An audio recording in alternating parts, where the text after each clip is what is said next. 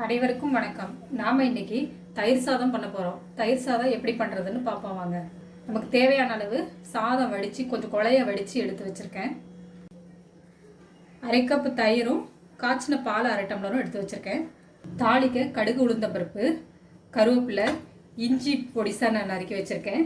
ஒரு பச்சை மிளகாயை பொடிசா நறுக்கியிருக்கேன். தேவையான அளவு உப்பு, பெருங்காயத்தூள், மல்லித்தழை. இப்போ சட்டி அடுப்பில் வச்சாச்சு. தாளிக்க சிறிதளவு எண்ணெய் சேர்த்துக்குவோம்.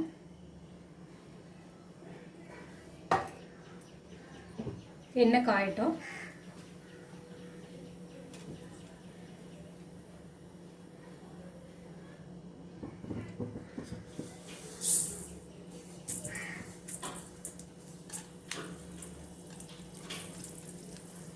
கடுகு சேர்த்துருங்க. கடுகு பொரிச்சோன்னே கருவேப்பிலை, இஞ்சி, பச்சை மிளகாய், அதோட பெருங்காய பொடியும் சேர்த்துருவோம்.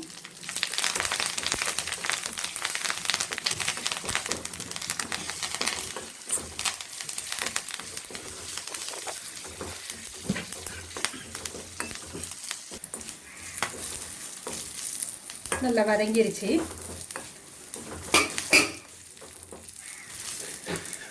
இதில் நம்ம தயிர் விட்டுருவோம். ஸ்டவ் ஆஃப் பண்ணிடலாம்.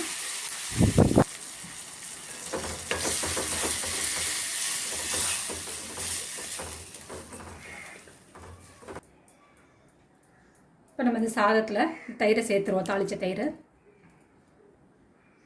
தேவையான அளவு உப்பு,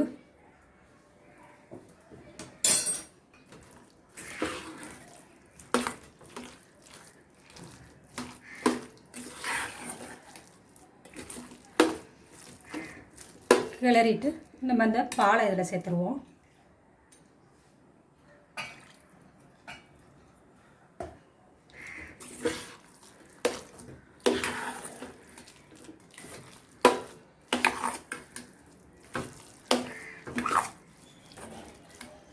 பால் எதுக்குன்னா புளிப்பு தெரியாமல் இருக்கிறதுக்கு நம்ம பால் சேர்த்துக்கிறோம்.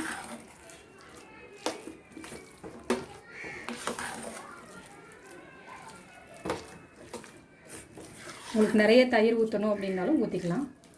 கடைசி மல்லித்தலையை சேர்த்துக்குவோம். இப்போது வெயிலுக்கு குளிர்ச்சியான தயிர் சாதம் ரெடி ஆகிடுச்சு. இதை நீங்களும் செஞ்சு பாருங்கள்.